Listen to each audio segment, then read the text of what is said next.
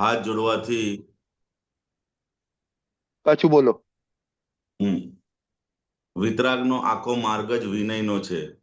હાથ જોડવાથી તે સાષ્ટાંગ પ્રણામ સુધીનો જે કરવામાં આવે છે તેવા જ પાર વગરના વિનય ધર્મ છે. અને છેવટે પરમ વિનય થયો એટલે મોક્ષ થાય. સમજે ને? તો આખો જે માર્ગ છે, ધર્મનો માર્ગ છે કે વિતરાગ ભગવંતનો માર્ગ છે, એ કયો છે? તો કે વિનયનો માર્ગ છે, અને વિનય થકી જ પમાય એવું છે. સમજાય ને? સહેજ પણ અવિનય થયો તે માર્ગમાંથી તમે ભ્રષ્ટ થઈ જાઓ. એટલે મતલબ એ માર્ગમાં મળવું મુશ્કેલ મુશ્કેલ મુશ્કેલ અને અતિ મુશ્કેલ છે.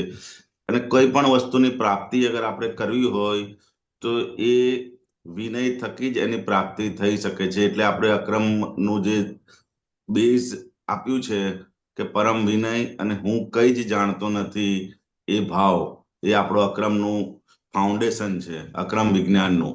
કે ભાઈ એ જ વસ્તુ હશે તો અક્રમ યથાર્થપણે આપણને પ્રાપ્ત થશે. અને જ્યાં સુધી આપણને કેવળ જ્ઞાન થયું નથી ત્યાં સુધી હું કઈ જ જાણતો નથી એ અંદર રાખવા જેવું છે. જ્યાં આગળ ઠોકરો વાગે છે, આ તો આપણને શું છે કે થોડું સમજણ પડે અને ચાર જણ કહેતા થાય એટલે આપણને એમ થઈ જાય કે મને આવડે છે.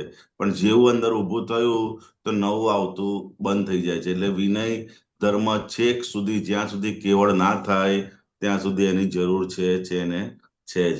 જય સચ્ચિદાનંદ. અશુકભાઈ, આપણે એવું થાય, હમણાં થોડી વાત કરતા હતા તમે નતા, દીપકાનંદ હતા, કે હું એન્જિનિયર, હું ડોક્ટર, હું ટીચર. તો હમ એમાંથી પછી હું કઈ જાણતો નથી, પછી એમાં ગાયબ થઈ જાય. પાછું મને આવડે છે, મારે ટીચ કરવું છે, મારે આમ કરવું છે, એવું થઈ જાય છે ને પછી. હા, એટલે જ્યારે જ્યારે એવું ઊભું થાય ત્યારે એને સામેની સાઈડ આપણે ભાગાકાર કરતા રહેવું પડે. એવું છે કે ભાઈ આવડતું હોય તો આપણને એન્જિનિયરિંગનું આવડતું હોય તો કે પેલા ઓપરેશન કરતો તું, તો કે એ નથી ફાવતું. એ તો કે ભાઈ ખોટું એક જ સાઈડનું ખુલેલું હોય તેને અંદર આપણે પોતાની અંદર ભાગાકાર કરવાનું શીખી જવું પડે. એવું છે. કારણ કે જેમાં પણ આવડત ઊભી થાય તેમાં જ્ઞાને કરીને એને આપણે ભાગાકાર કરવા પડે. કે જો તને આવડતું હોત તો આ બનાવી દે, તો પુલ બનાવી દે, તો ના, તો કે હું તો ખાલી ઓટો પાર્ટ્સનું જ આવડે છે મને, તો કે આટલામાં તું શું કામ એ કરે છે? એમ કરીને અંદર ભાગાકાર કરવો પડે આપણે. એવું છે. કારણ કે એન્જિનિયરિંગમાં બધી કેટલી ફિલ્ડ આવતી હોય છે, કેટલી વસ્તુ આવડતી હોય છે. તો પણ એક વસ્તુને આધારે જે ઊભું થયું હોય એનો આપણે જ્ઞાને કરીને એનો ભાગાકાર કરીએ તો અંદર બધું સમાતું જાય બધું. પણ એમાં એવું સમજાય થાય, ને? હસમુખભાઈ, એવું થાય છે, સપોઝ હું મારી વાત કરું, એન્જિનિયર છું, રાઈટ? કઈ હમ ગ્રુપમાં કઈ વાત થતી હોય કે અમારે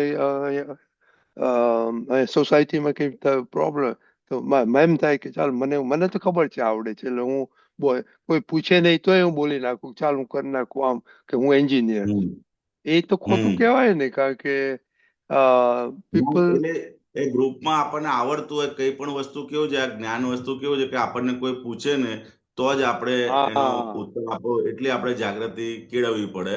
એવું છે કે ભાઈ બરાબર. આપણને પૂછીએ અથવા આપણે સજેશન સ્વરૂપે કહી શકીએ કે ભાઈ અમારે ભણવામાં આવતું હતું કે આમ કરીને તો આવું કરવાથી આપણને ફાયદો થશે, આમ કરજો જ, એવું કરીએ તો એ આગ્રહનો ભાગ અંદર બેસી જાય છે. પણ આપણે સજેશન સ્વરૂપે કરી શકીએ કે ભાઈ અમે અત્યાર સુધી કામ કરતા હતા એમાં અમને આવો અનુભવ થયો છે, તો બરાબર. આમ કરીશું તો આપણે વધારે લાભ થઈ શકે.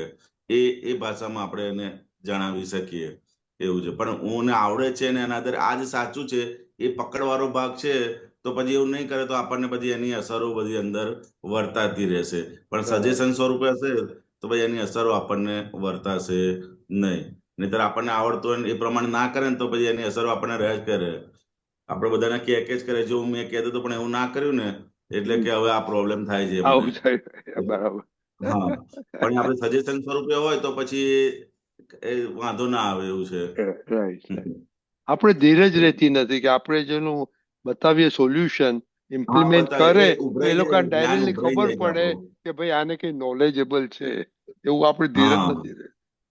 હા, ઉભરાઈ જાય છે આપણે. હા, એવું છે. ચાલો. જય ઓકે. સચ્ચિદાનંદ. જય સચ્ચિદાનંદ. ચાલો, આપણે start, we can Pratah start. વિધિ. ઓકે. પ્રાતઃ વિધિ.